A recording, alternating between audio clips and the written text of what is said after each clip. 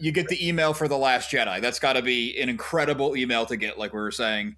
Yeah, it was. I mean, when The Force Awakens came out, I'll just backtrack a little bit, because when The Force Awakens came out, I was so excited about what the poster might look like before it came out. And there was a reveal at D23 of Drew's artwork and I'd heard it on the grapevine this was going to happen, and this artwork was revealed.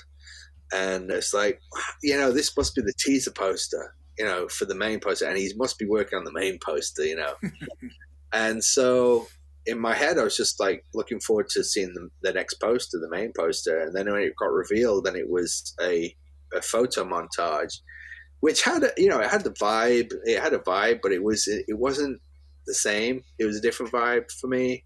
Mm-hmm. And I was like, I appreciated it, but it wasn't like, I was disappointed that Drew's work wasn't represented in the movie at that time, especially having done what seemed like a teaser poster. And so, it felt like, oh, well, I guess that's it then. I think if Star Wars isn't doing illustrated posters anymore, maybe that's it. Maybe that's it now. But, oh, well, we'll see. We'll see what happens. Funnily enough, the team who did that poster, I got friends with one of the lead creatives, and his other poster was the Guardians of the Galaxy one. So that's and he's so great. We've actually worked together a number of times now, and so his design and my illustration combined has been a thing, including a poster for the Rise of Skywalker, which I was really proud of, which it didn't see the light of day that much, but it was an international poster for the Rise of Skywalker. And when we were, is that in your portfolio? Yeah, it will be there. And it was working on that was like, now this is a Star Wars poster. It kind of felt like a real homage to specifically to the Chantrell poster from A New Hope, which was probably, growing up, was my favorite Star Wars poster. That alongside the Greg Hildebrand and Tom Jung kind of composition. The one that Chantrell did was more like, it felt more like the movie, if you know what I mean. And now in this current era where we can actually find stuff out, you find out that the reason why that Chantrell poster looked so much like the movie is because he got to watch the movie before doing the painting.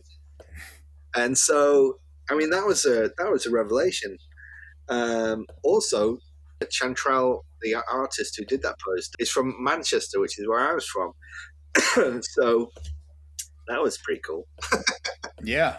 If you're getting value or entertainment out of any of my transmissions, it would mean a lot if you would join the Remnant and subscribe. Small world. Oh, another fun fact. Another artist from Manchester who went on to do great things is a guy called Kyle Lambert. And he did the artwork for Stranger Things. And it turns out he went to the same 10 years, I think he's about 10 years younger than me. He went to the same school that I went to and the same university, believe it or not. And I only found that out like a few years ago. So that was kind of crazy, Yeah, that is a really cool classic style poster, now that you bring it up. The other funny story of that is that I was actually got an email from the people at Netflix asking me if I was interested in doing that. We got this new thing. It's like kids on bikes set in the 80s. It sounds, a bit supernaturally. And I'm like, yeah, it sounds great. Yeah, count me in. I'm all in it. Yeah, let's go. And then I didn't hear anything back.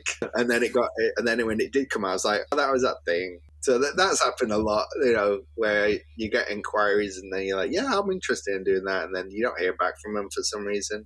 Right. And you actually see it come to fruition. It's like, oh, okay, that was that. Yeah, good.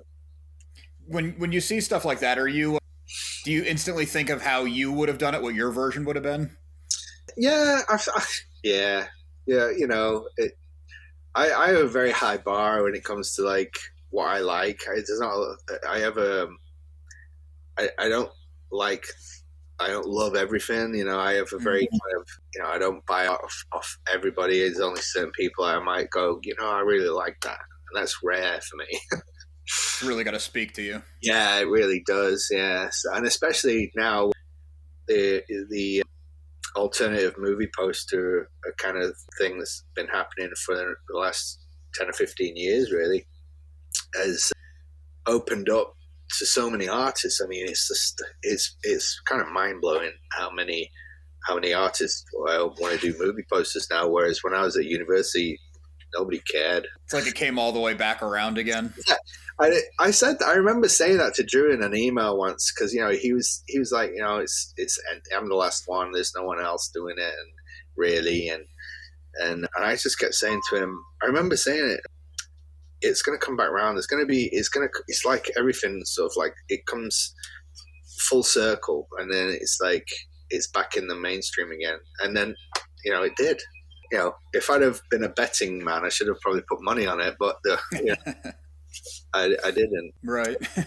But I had a feeling that it would. I think when something like film poster connects with it, you know, it's so accessible to. It's a bit like movie soundtracks is the new classical music. You know, it's kind of like that. It's like it's very accessible to people to know they hear something and they like it. They know they like it. They don't need to be told why they like it necessarily. They just know I really like that. And so I think movie posters are the same, you know, and there's such a variety of styles now that there is basically, you know, if your favorite movie is, you know, Star Wars, you could find a poster in a particular style that speaks to you now. Yeah. Whereas you couldn't do that before. You were very, you know, there'd be, I don't know, let's say 10 international posters or something of Star Wars. You'd be like, my favorite is that one. Now you're like, you know, if you've got a very minimalist, if you love minimalist things, you can find a minimalist poster now for Star Wars. You got my Star Wars poster, you know. Yeah, that makes sense. Yeah, there's a lot of styles out there for every taste now, because so many people are doing it, and you know, some of it's unofficial, some of it's official, and then the nice thing is that everybody's doing what they want to do, you know, what they think is right. And that's, you know, they're interpreting their favorite movies or the movies that are inspiring them in their own way, and it's fine. It has an audience as well, which is, it's nice. You know, everyone's sort of finding what they like, you know, and that's what's been good about the internet. Really, it's kind of opened things up so much that, you know, everyone could have an audience. Really, you know, even if it no longer seems like a competition thing. Yeah, it's almost like it's so vast. It's not competition anymore. It's turned into something else, I think. It's like a community instead. Yeah, that might be a way to describe it. It's more like, you know, you're not all competing for one job. There are multiple options out there. You know, there are multiple outlets out there that you could either, you know, I mean, even if you weren't doing it for money and you're just doing it for fun, which, you know, that's how I started out, really. You know, it's kind of like you're and I still do it now. Like I just did something for, because no one commissioned me to do it, and I wanted to do it, so I did something for the Phantom Menace. You know, for the anniversary of that, and which actually there's a print of it back here. I was trying to bring your portfolio up on a screen share, but I couldn't quite figure it out. Let's see if you can look at that one. So that's a yeah, very cool. So, you know, it wasn't a commission piece, but it was something that I really wanted to do. And I did the same thing for, well, Indiana Jones and the Dial of Destiny. I was actually asked by Disney to work on some concepts, which I did. And Tony Stella got the gig in the end, which, you know, I love him. We're friends. He's a great illustrator. I love his work. But yeah, look, I mean, obviously disappointed that my work didn't get picked, but I actually asked if I could share it, and they said no. That's too bad, because that was your, like you were saying in the beginning, you like Star Wars, but Indiana Jones was like your thing, and Dial of Destiny Yeah, the best representation aside from the 3 original. Yeah. Well, from my early meetings with Disney, it was always on the. We always talk about Indiana Jones every time, like, so, yeah, we definitely want you to do that if we get a chance. But it didn't happen, and that's okay. Yeah. Getting to work on something, for them to look at was a dream come true too, And I'm sure one day it'll be seen out there. But in response to them saying I couldn't do anything, I just thought, well, I'm going to do something. So I did a fan poster for it, which is behind me up there. Well, I get that one to show you. But yeah, I kind of put it together with images that were available at the time, official images. It was kind of, yeah, it's very cool. I mean, it's similar to what I did for them, but it's not identical. But yeah, I mean, Indiana Jones, I mean, it's fantastic to work on Indy. So it's like another kind of angle that they've taken for their posters at the moment. But like for the Phantom Menace, like I'm such a fan. Like I even if I'm not hired to do it, I'm just going to do it for fun, probably, if I have time. That's a great attitude. Yeah. Yeah, like I did the same thing. I did a little something for Return of the Jedi in 2023, which is I guess, my little anniversary poster for it. I mean, it's not for sale. It was just for social media, for kind of a fun thing. And it's because, that's where this all comes from for me. It's very much part of what I like to do. And that's how the Knight Rider thing happened. I did it for the 40th anniversary just for the love, because that show, I just loved it growing up. It was like I was absolutely hooked, and along with like Street Hawk and Airwolf and the A-Team and you name it, Automan, all those TV shows of that time period. I was just, Spider-Man, the live action Spider-Man at the time was like, when that came on TV, I was like overjoyed. It's like, and I watch it now, I'm a bit like cringy. Like, oh gosh, this is... It's come a long way. yeah. But at the time, it was insanely great for me. I loved it. I mean, I'd like to do something for Spider-Man, the 77 Spider-Man. That's something on my to-do list, actually.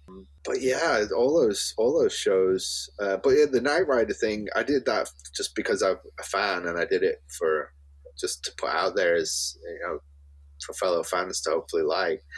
And what happened was a German company who had done a box set, they were going to release a smaller box set, and they wanted to use the artwork for it. So actually, the artwork had to go through Universal, and it got approved as official art.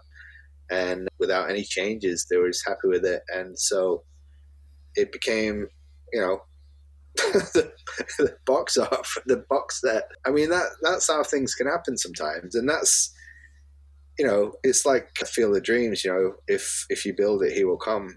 Kind of thing. That's a great analogy. Yeah, just do it for the love of it, and if who knows what'll happen. Yeah, if you just, and that's always a piece of advice I try and give. It's like, just put it out there. Like, it's something that I was lucky enough to meet Greg Hildebrandt a few years ago, and went to his house, and we were talking, and he was saying about one of his early jobs was like doing illustrations of like toilets, or for something. It's like, it's not something you put in your portfolio really, but it's a job. And so the way I always look at it is like, even if you've done those kind of jobs, you don't want to, if you don't like that kind of work, don't show people that work. So you have to kind of curate your own portfolio. So if you like doing movie posters, show that you can do movie posters. If you like doing pictures of houses or buildings, do buildings, and then when people see that you do that and you do it well, you're likely going to get a call or something about doing, oh, we really like what you did with that. Could you do this for us? And that's sort of how it works, it seems. You kind of do the thing that you enjoy the most and show those things, because usually they're the best things you do, or the things you really like. You get